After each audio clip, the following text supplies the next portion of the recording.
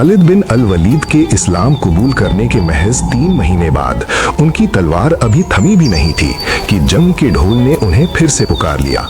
लेकिन इस बार अल्लाह के रसूल सल्लल्लाहु अलैहि वसल्लम ने जब आसपास के मुख्तलिफ देशों और इलाकों में अपने सफ़ीर भेजे तो हारिथ बिन उमैर की शहादत की दर्दनाक खबर मिली। वो एक सफ़ीर की हैसियत से गए थे, ना कि जंगजू के तौर पर। अल्लाह के रसूल ने उन्हें शाम के अमीर के पास भेजा था, जो उस वक्त गसानिद रियासत के मातहत था, जो अरब ईसाई कबाइल थे और रोम के साथी थे। लेकिन उस पैगाम का जवाब एक नाउमीद हादसे से मिला। रुको, तुम कहाँ जा रहे हो? शाम की तरफ। शायद तुम मोहम्मद के भेजे हुए मैसेंजर्स में से एक हो। हाँ,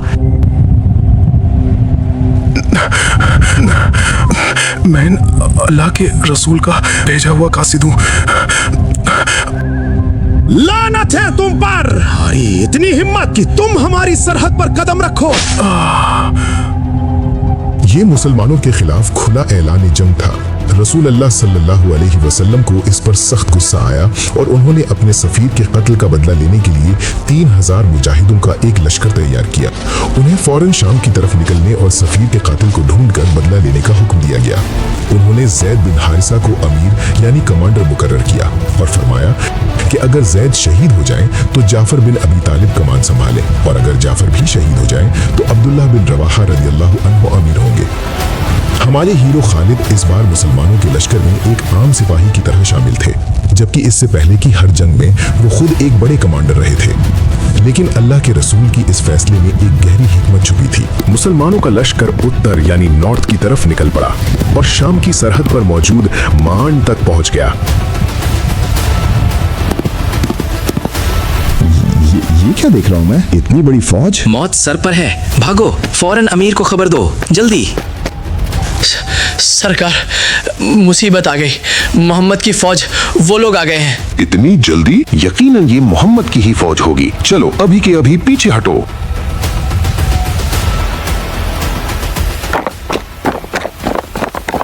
सरकार, हम मुसीबत में हैं।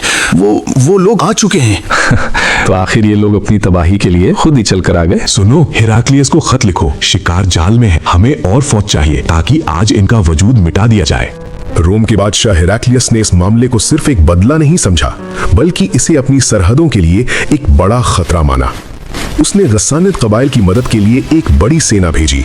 अब मुसलमानों का मुकाबला सिर्फ गस्सानिद से नहीं, बल्कि रोम और अरब कबाइल के उस गठबंधन यानी अलायंस से था, जिसकी तादाद 1 लाख मुकातिल तक पहुंच चुकी थी। या अल्लाह, इतनी बड़ी फौज! ये तो हमारी तवक्को से भी ज्यादा है। अमीर, दुश्मन हमारे बहुत करीब पहुंच चुका है। उनका लश्कर बेहिसाब है।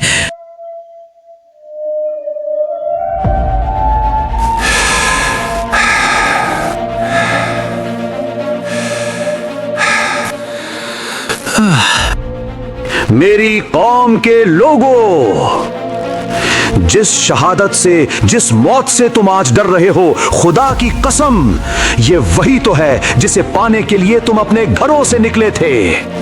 हम दुश्मन से उनकी गिनती या उनकी ताकत के जोर पर नहीं लड़ते। हम लड़ते हैं सिर्फ इस इस्लाम के दम पर जिसने हमें इज्जत दी है।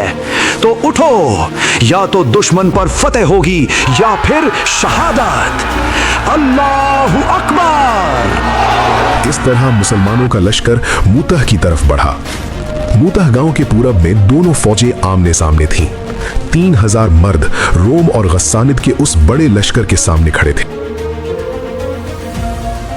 या अल्लाह, इतनी बड़ी फौज! ये तो हमारी तवक्को से भी ज्यादा है। इन्हें देखकर डर कैसा? क्या तुम भूल गए बद्र के दिन को? हम कभी तादाद से नहीं, अल्लाह की मदद से जीते हैं। अल्लाहू अकबर। जंग के पहले दिन की सुबह के साथ ही मुसलमानों ने रोम और गस्सानिद पर अचानक हमला करके उन्हें हैरान कर दिया। माता, ये कैसा हमला है? इतनी जल्दी? ये तो मौत से भी नहीं डरते। संभल जाओ।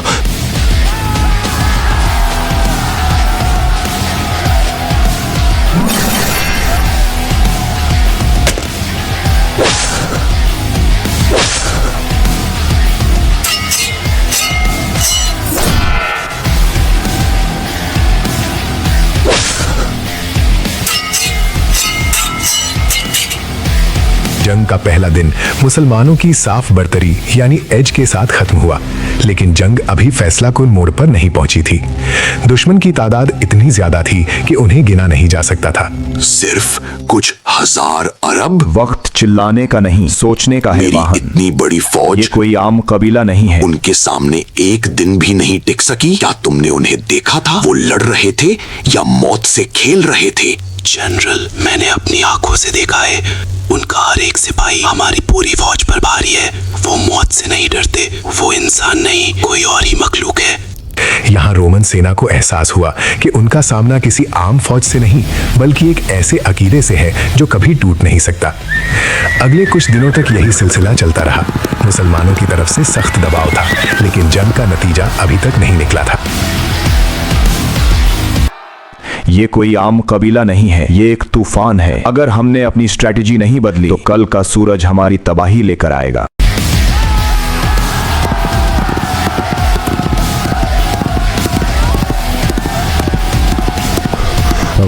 अपनी जगह टिके रहो।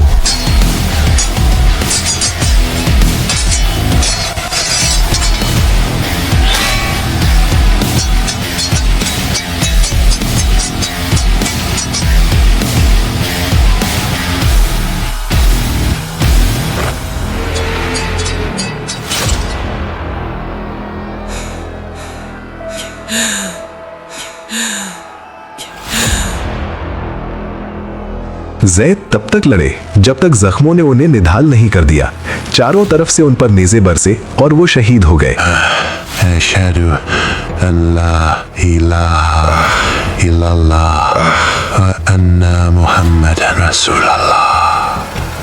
तब पहली बार मुसलमानों का परचम नीचे गिरा।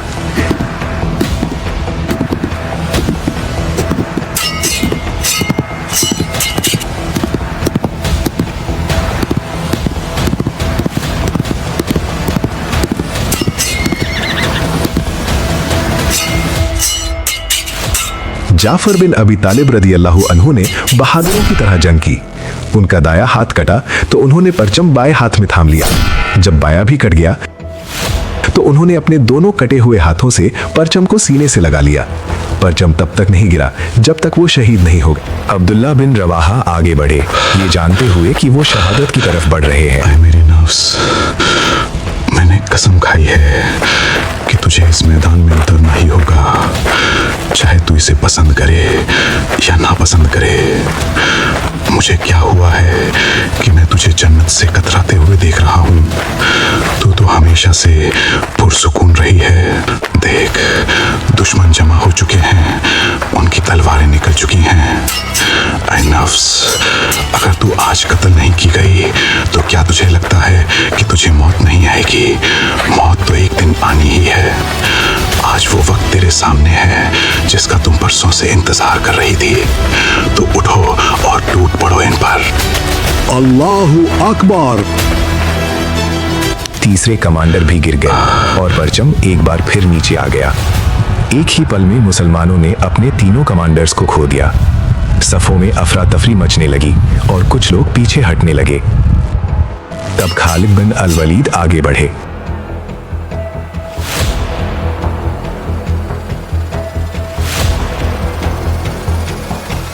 और पहली बार मुसलमानों का परचम अपने हाथ में थामा। हमारा मकसद अपने हीरोज का बलिदान याद दिलाना, और इसका पूरा क्रेडिट जाता है BTA 3 चैनल को।